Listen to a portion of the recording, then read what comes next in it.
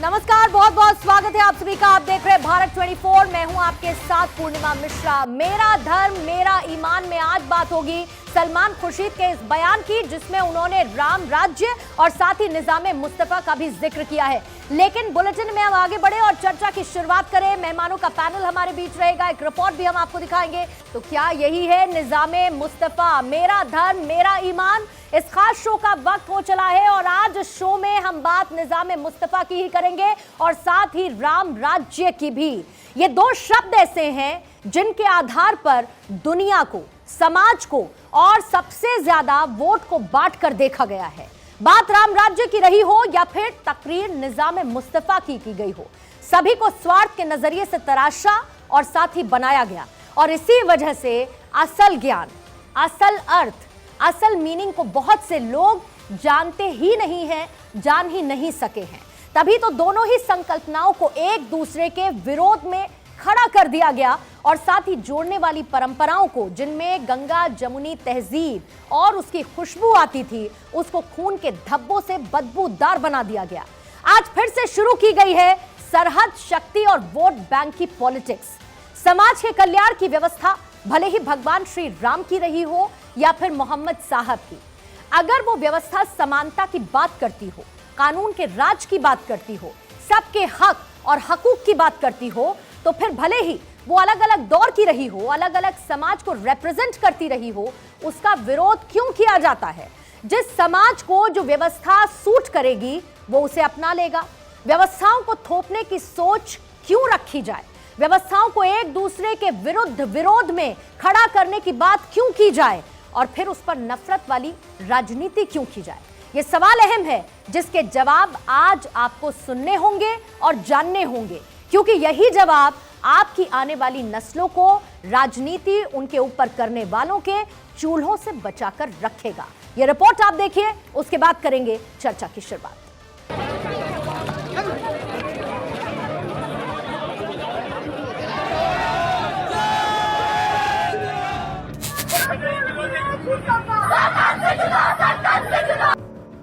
कोई राम के नाम पर नफरत फैलाता है,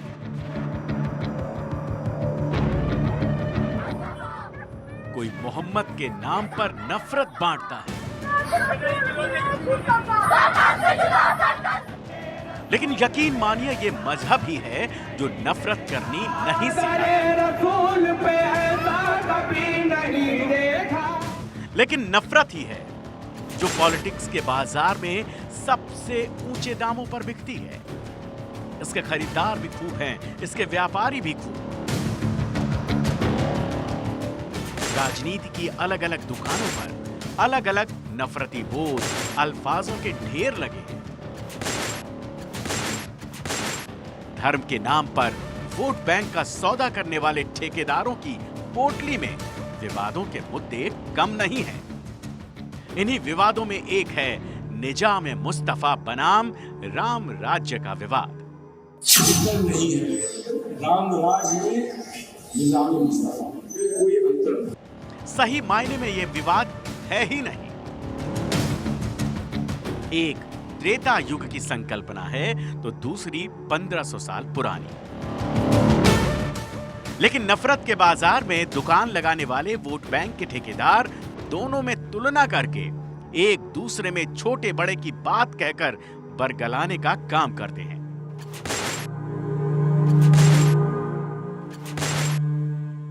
जबकि दोनों ही संकल्पनाओं का सही अर्थ, वाजिब ट्रांसलेशन कोई नहीं बताता।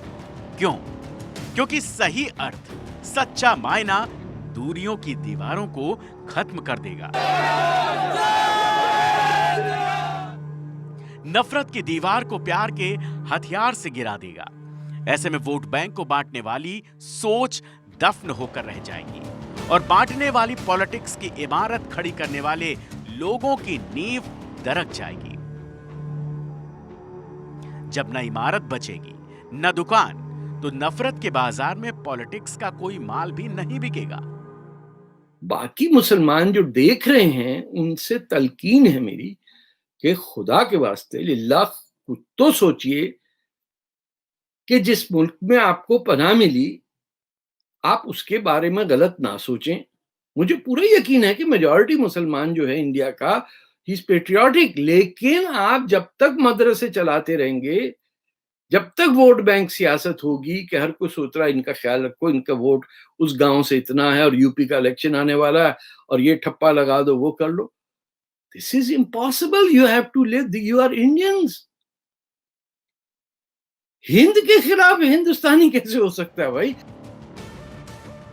इसीलिए मेरा धर्म मेरा ईमान जैसा शो आपको सनातन धर्म के जानकारों के साथ साथ इस्लाम के स्कॉलर से मिलवाता है, जो हर विषय का करते हैं सच्चा सार्थक इंटरप्रिटेशन और आपको बचाते हैं पॉलिटिक्स के बाजार में किसी भी नफरती दुकान का उपभोक्ता बनने से। तो आपने रिपोर्ट देख ली और आइए इसके असल मायने भी समझने की कोशिश करते हैं, क्योंकि एक बयान आता है और एक बार फिर से समाज को बांटने की राजनीति शुरू हो जाती है।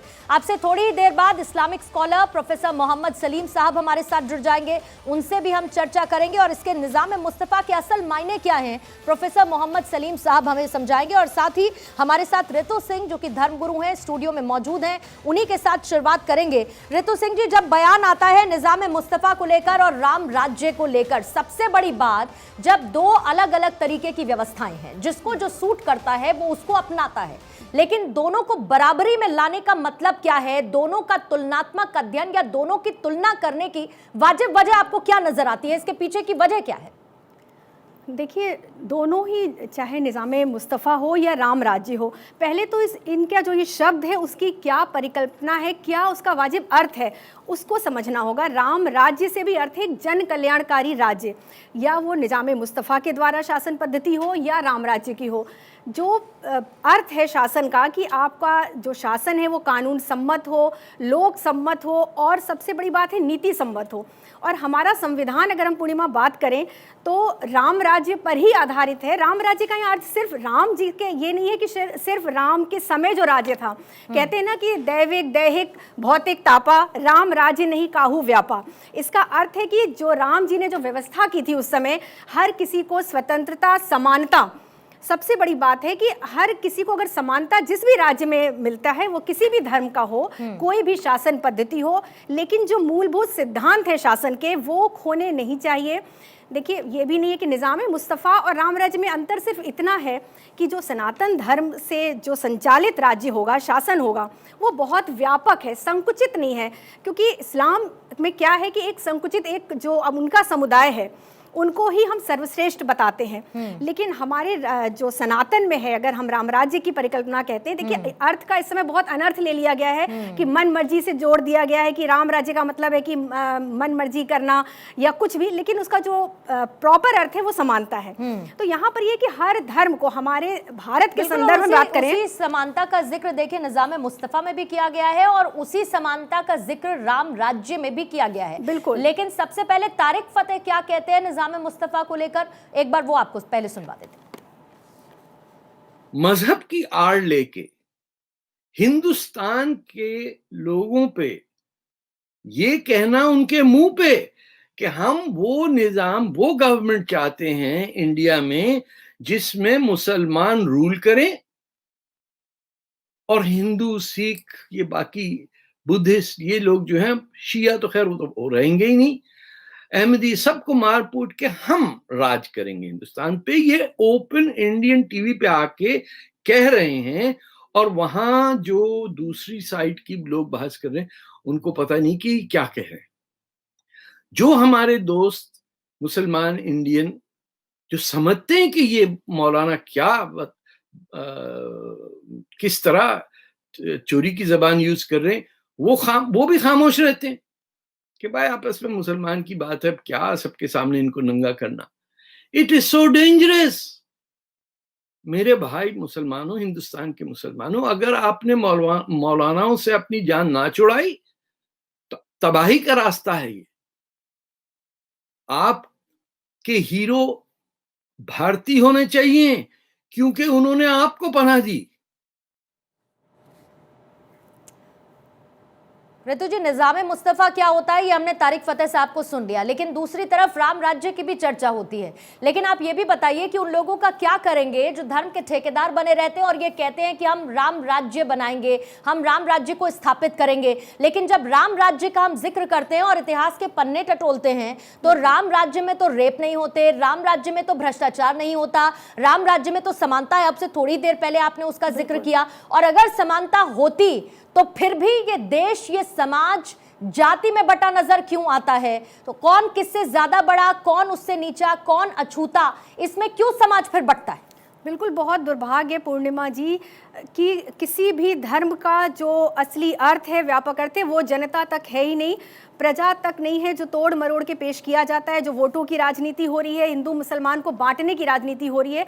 कोई भी धर्म नहीं सिखाता है कि आप आपस में बैर रखो या झगड़े करो।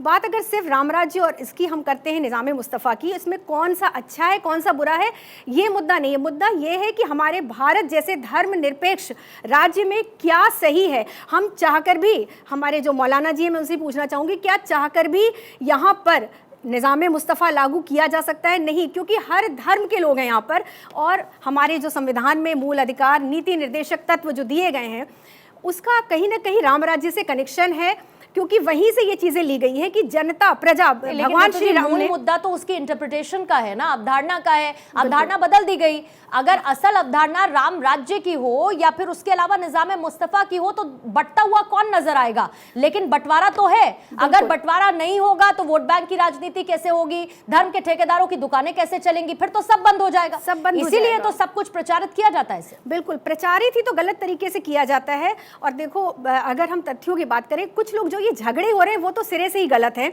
लेकिन अगर सिर्फ विशेष बात की जाए कि कौन सा शासन श्रेष्ठ है या सर्वश्रेष्ठ है, तो वो भी कहीं ना कहीं हमारे देश की परिकल्पना के आधार पर मुझे नहीं लगता कि हम इस्लामिक को हम यहाँ पर कर सकते हैं। क्योंकि अगर तथ्यों की बात करें पूर्णिमा, तो आप देखो बाबर के समय से, हुमायूं के समय से जो जजिया कर था, जो कि अकबर जी ने, इसीलिए हम अकबर को द ग्रेट कहते हैं कि अकबर ने बिल्कुल एक धर्मनिरपेक्ष जो दीन इलाही की स्थापना की, औरंगजेब ने फिर उसी को शुरू कर दिया।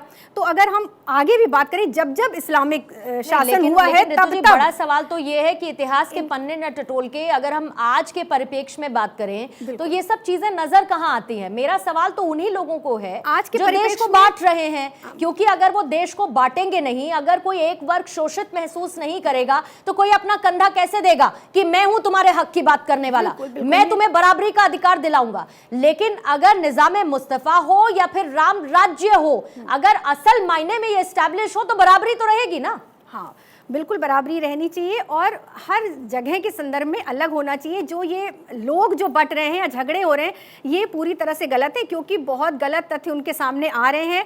ये सीधे सीधे हम वोट बैंक की राजनीति कह सकते हैं। कोई भी धर्म गलत नहीं है, किस संदर्भ में, किस परिवेश में कौन सा उचित है, झगड़ा इस बात पर है। मेन मुद्दा ही ये है। और आपस में जो ये लड़ना, क्योंकि जो चीज़ संभव ही नहीं है, जो बिल्कुल जिसका हम सोच भी नहीं सकते, वो हो ही नहीं सकता। किस देश में अभी ऐसा है? आप बताइए। आप किसी भी मोहम्मदन देश को भी अगर ले लीजिए तो वहां भी पूरी तरह से हम इस्लाम को या कुरान की जो है उस पर हम नहीं चल सकते ना।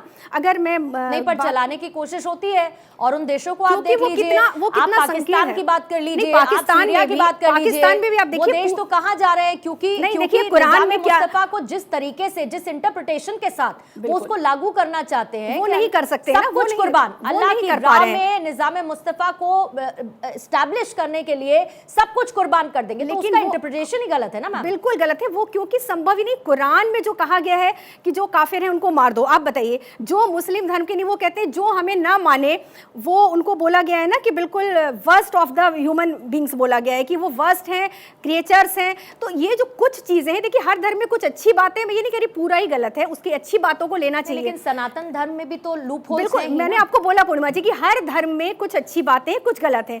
लेकिन हम सनातन में ये कहीं नहीं कहा गया कि हमारा धर्म सर्वश्रेष्ठ है, या जो हमारे धर्म को ना माने उनको मार देना चाहिए, या वो बिल्कुल क्रिएचर हैं उनको दोजख नसीब होगा। ये शब्द ये नहीं कहीं भी है। मैं अभी यही बात मोहम्मद साहब से भी, अपने मौलाना साहब से भी पूछना चाहूँगी कि अगर आप एक बात बता सकते हैं, अगर मेरा एक सिंपल प्रश्न है कि चलिए ठीक है निज़ाम मुस्तफ़ा अच्छा है, लेकिन अगर इसके आप किस बेस पर निज़ाम मुस्तफ़ा को लागू करना चाहेंगे, संविधान या फिर कुरान? आप बताइए क्या आपका कौन सा बेस होगा, किस पर आप लागू करना चाहेंगे? एक छोटा सा प्रश्न है मेरा कि अगर आप संविधान पर या कुरान, किसको आप सर्वश्रेष्ठ मानते हैं? प्रोफेसर मोहम्मद सलीम हमें ज्वाइन कर चुके हैं, इस्लामिक स्कॉलर हैं। मोहम्मद सलीम साहब, आपका स्वागत करती हूँ। सवाल तो आप ऋतु जी का सुन ही चुके होंगे। चर्चा हो रही है निज़ाम मुस्तफ़ा और दूसरी तरफ राम राज्य को जहां बराबरी पर लाकर खड़ा कर दिया जाता है, जहां पर उनकी तुलना होने लगती है। सबसे वाजिब सवाल, मौजूद सवाल तो यही है कि इस तुलना की ज़रूरत क्या है?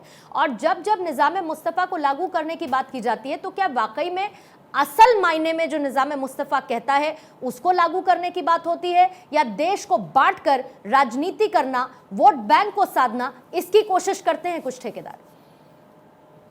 पहले सवाल तो ये पैदा हो रहा है कि आखिर ये सवाल क्यों पैदा हो रहा है कि क्या कायम करने की कौन कोशिश कर रहा है।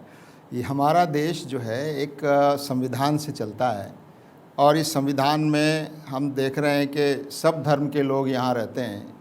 हर धर्म के लोगों को अपने धर्म के अनुसार आचरण करने की पूरी आज़ादी है। तो ये जो सवाल आज पैदा हो रहा है, मैं इसकी वजह नहीं समझ पा रहा हूँ कि आज ये सवाल यहाँ भारत में क्यों पैदा किया जा रहा है इसको।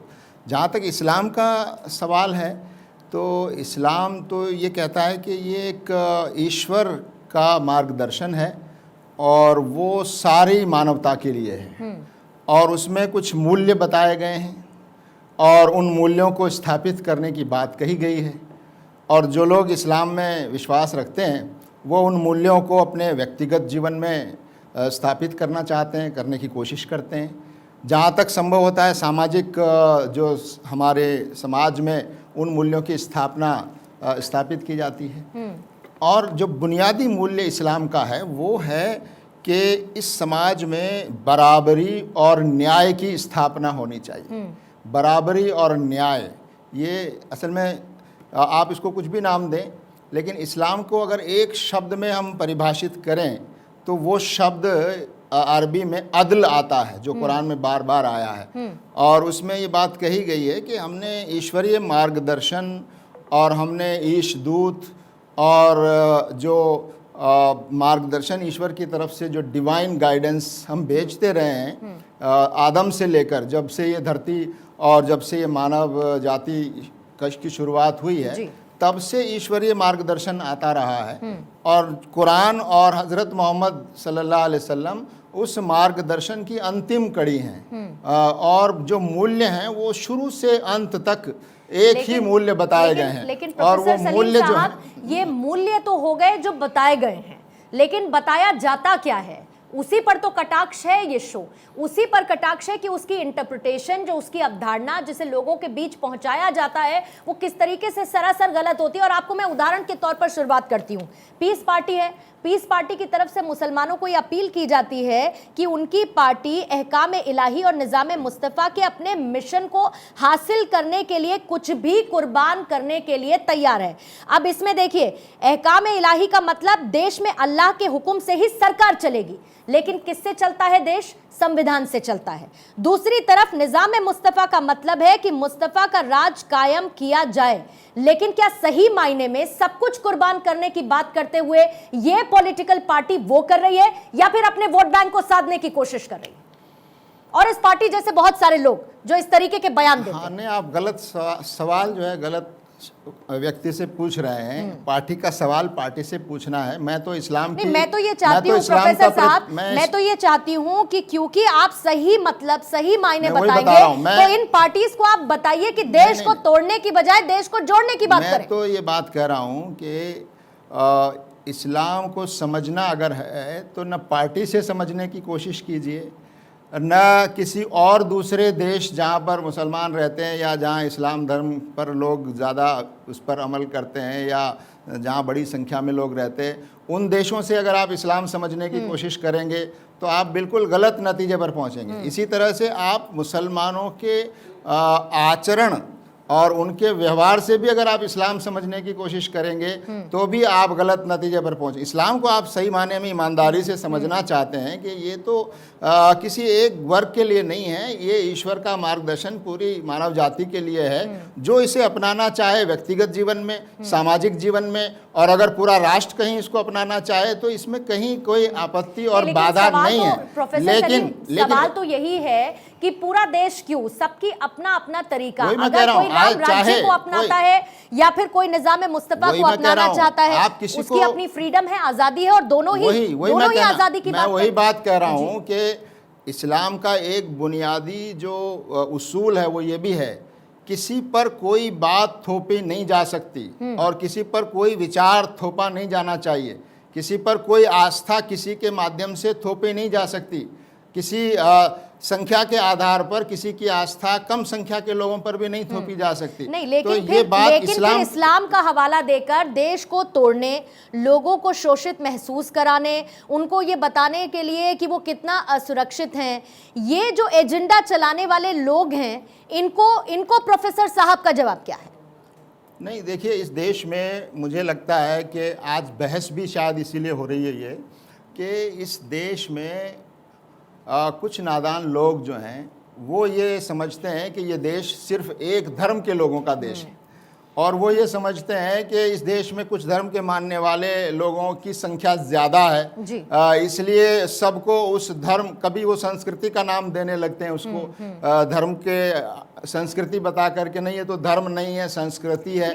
तो ये किसी पर थोपा नहीं जा सकता और ये थोपने का अधिकार किसी को नहीं है। और हमारा देश भारत, जिसकी हम बात कर रहे हैं अभी, हम सब भारत के नागरिक हैं और हम अलग अलग यानी कि हैसियत से यहाँ पर सबको मौजूद आजादी, हैं। सबको सबको बराबरी का आजादी हक, है अपनी बात कहने ना की। राम राज्य बड़ा, ना निजाम मुस्तफा कम, ना निजाम मुस्तफा बड़ा और ना राम राज्य कम। और उसकी अवधारणा सही मायने में अगर लोगों तक पहुंच पाए, आज मेरा धर्म मेरा ईमान के जरिए यही एक छोटी सी कोशिश थी। बहुत बहुत शुक्रिया सलीम साहब आपका, ऋतु जी आपका भी बहुत बहुत शुक्रिया हमारे साथ जुड़ने के लिए।